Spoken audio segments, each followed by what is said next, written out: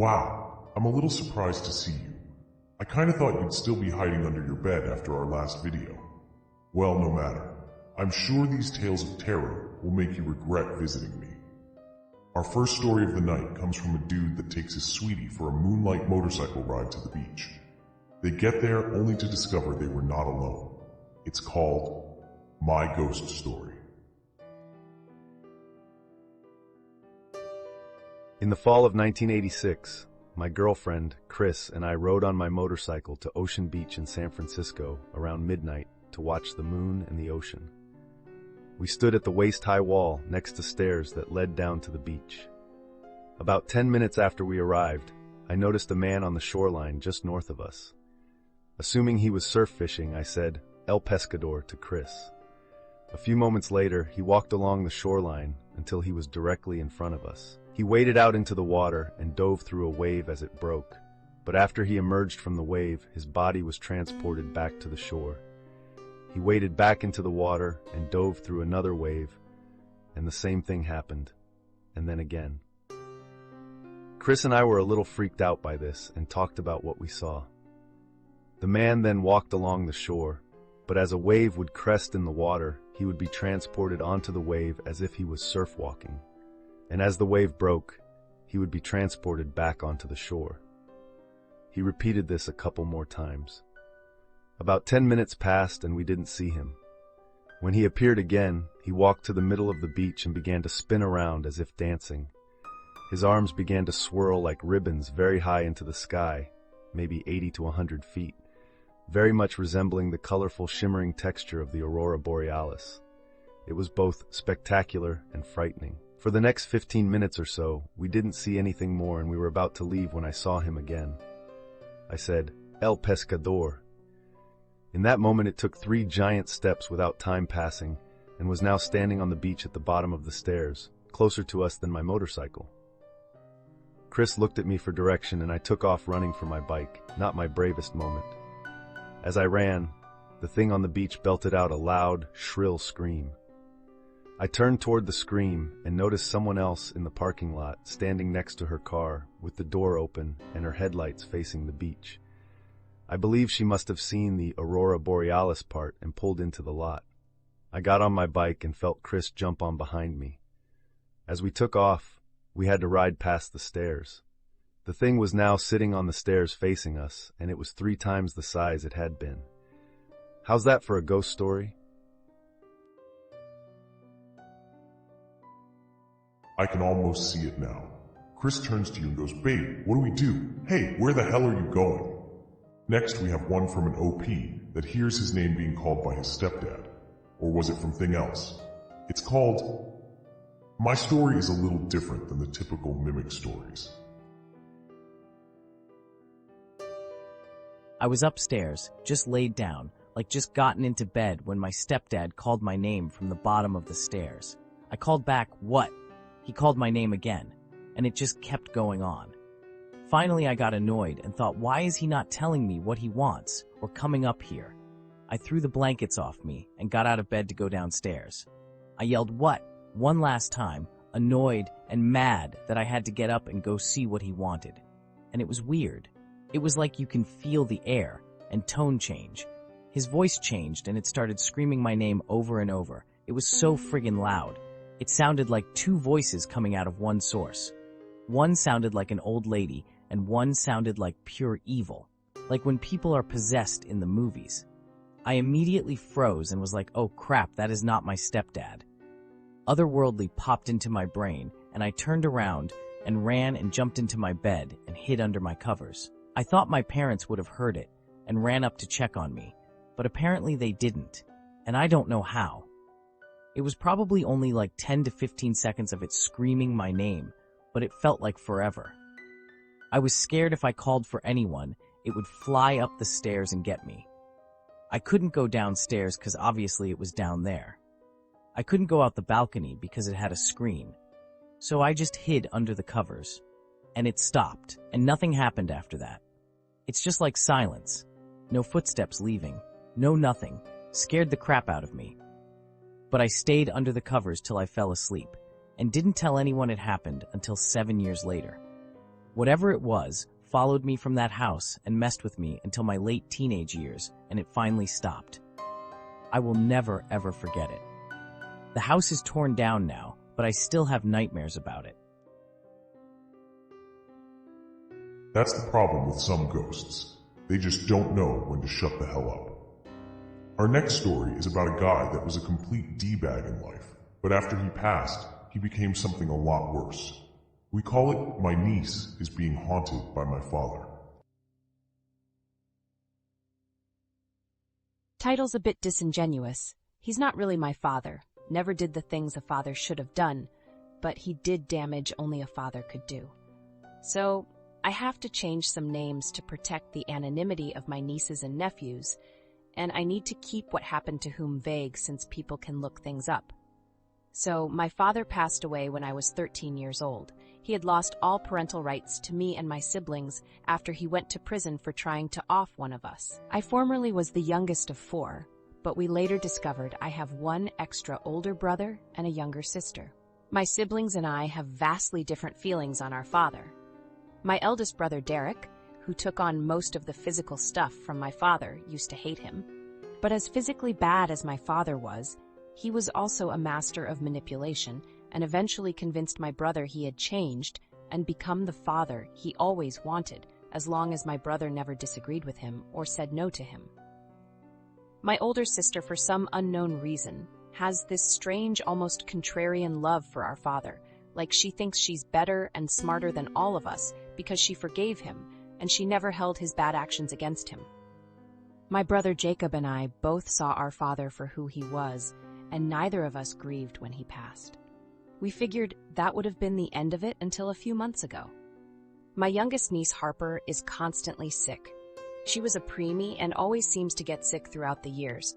So recently I came over to watch her while my sister attended a parent-teacher conference and my nephew Jace was at work. I put Harper to bed and went downstairs for some dinner when I heard a loud screaming from upstairs. I ran up and found her room messed up and her crying in her bed. She kept screaming about the Shaggy Man.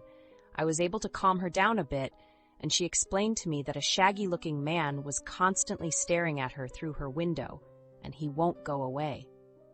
Now, I didn't suspect anything paranormal. I thought some perv was creeping on my niece, so I cleaned her up and texted Jacob. After I put her back to sleep, Jacob and I looked around the house, and one of his friends looked around outside. No pervs. But eventually Harper started screaming again, and this time we were ready. We ran in and saw the window was wide open, and she is screaming and trying to get away from someone we can't see. Jacob picked her up, and I got in front and tried to get a look, but couldn't see anything. After calming her down, Jacob had her describe what this shaggy man looked like, and while her description was a bit crude, it sounded familiar to us. I pulled up an old photo and asked her if the man was the Shaggy Man. She confirmed he was, and that he has been showing up for months now. We brought her downstairs and let her sleep on the couch, and then when my sister got home, we explained what happened. But we didn't get the reaction we expected. Instead of consoling her daughter, my sister got very annoyed at her and told her that her grandpa was simply looking over her and not to be afraid of him. When she told her that he'd never hurt her, is when I had to say something. The 3 of us have argued about this. I'm not even sure if this is really a ghost, or if my niece found out about my father and is having nightmares. I'm not sure how to fix this exactly. If it's paranormal, maybe a blessing or some sage. It's like I said, some evil people come back as something much, much worse. And what your sister needs to understand is that it doesn't matter how she remembers her father. The fact is that it seems he is going out of his way to terrorize her daughter, and something must be done. Well, that's about it for another night. Oh wait, let me guess. You want one for the road? Oh fine, big baby, one more. This one comes from an OP that when she was a kid, lived in a house that was a part of the Underground Railroad. It's called the Underground Railroad Haunted House. When I was 9, maybe 10 years old, my mom got this beautiful apartment. It had a nice fireplace in the living room and a huge kitchen. It had built-ins everywhere. It was a stunning house with stone accents. I was so happy she could afford it because we never lived in a fancy place before. When we did the walkthrough, the owner was telling us that the house was part of the Underground Railroad and had a special light it would turn on for those looking for a place to hide. She showed us a spot hidden under a built-in bench where a hidden sliding door was. It led to an opening under the staircase. She let me climb in there to learn the best hiding spot in the house. She walked us through the whole house. It had 2 nice porches. She took us upstairs to look at the big room with a walk-in closet, which would be my mom's room. For some reason, the apartment was listed as a 1-bedroom even though there were 2. My bedroom would be downstairs in what the landlord called the study. This area didn't look finished like the rest of the house. The last spot she showed us was so cool. She took us down to the basement where the laundry was. She told us that it used to also be used as a funeral home and had a crematory in the basement. There was an incinerator and lots of old bottles with different labels on them in one of the rooms. She asked us not to go into that room without her because she was trying to preserve it. Then she showed us an exit through a tunnel that went under a cement pond to where people could escape outside on the Underground Railroad. She walked us through to the backyard. No red flags at all, right? Wrong. The first encounter. Yes, there were several. Most of these will be mine. My brother came over to babysit. He's 8 years older than me. Probably 18 at the time. I kept asking him for dinner. He was playing his video games, and he was ignoring me. I got very upset and starting throwing a fit. He was in my mother's bedroom. He didn't like it and pushed me into my mom's closet and locked me in there. I was so mad at him. I was so mad and had a panic attack. I fainted in the closet. When I did, I felt someone catch me and lay my head gently on the floor. I looked up at a woman in a bonnet and smiling beautifully at me. She pat my cheek and said, "Rest now, child," then I was out. I woke up to my mom yelling at my brother. I was still in the closet. I sat up. I looked out the window in the closet and the lady was standing outside waving, then disappeared. When my mom opened the door to let me out and I told her what had happened, this made her curious. The second encounter. This one is 100% my mom's fault. She got a Ouija board. She invited her friend over for the night. They stayed up late chatting. Then they decided to use the Ouija board. This is a lesson learned from my mother. Do not use Ouija boards ever. Period. They asked the board a few questions. Finally, they decided to ask if there were any spirits in the house. To which it spelled out evil, then the windows all crashed shut. My mom attempted to burn the Ouija board, but something started laughing at her. She then threw it away without closing out the session. The third encounter. We had only been in this place a few months at this point. This one is what made me know there is more out there than one can comprehend. This encounter still haunts me. This is the encounter that established my relationship with God and knowing He is powerful. I've never had anything else happen like this. I never want to either. On this encounter, I woke up to a shadow figure standing on the other side of the room. I was scared and couldn't move. He moved quickly over to me. He had a very cold presence. He whispered, "You're mine," in my ear. I was even more paralyzed with fear than I was before. I tried yelling for my mom, but nothing came out. He started to pick me up and I still couldn't move. I knew I had to do something. But what? I tried harder to scream as I float midair in a ghost's arms. I let out a tiny squeak. It made me realize he didn't have the power over me he thought. I let out the loudest and longest scream at this point.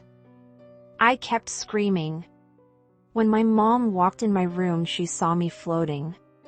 She said, "In the name of Jesus Christ, my Lord and Savior, put down my daughter now. You are not welcome in my home, nor will you ever be. Leave now." I dropped to the bed. She ran over to me to make sure I was okay. I asked if we could move out. She said she would see what she could do. She called the landlord the next morning and asked if there was any chance we could break the lease because of the haunting. She said yes, of course. She knew it was haunted, and sure of it. This story may sound made up, but it isn't. I don't recommend being levitated by an evil entity. It wasn't fun. Wow, does that last ghost ever sound terrifying? I mean, not quite as terrifying as your brother's babysitting skills. Man, it sounds like that one ghost was a better babysitter than your brother ever could be. Well, was I right, or was I right? I bet you'll be too scared to go to sleep tonight. But do you know what is not scary? Hitting like, subscribe, and sharing this video. It'll really help us keep the ghosts at bay. And of course, if any of you have a story to share, or have any thoughts about our stories tonight, or if you have any suggestions on subjects for upcoming videos, then by all means, drop me a line in the comments. But I do want to thank you for stopping by, and I hope the stories we told won't be giving you too many bad dreams. But if they do, then maybe you shouldn't run from them. After all, sometimes it's better to embrace your nightmares.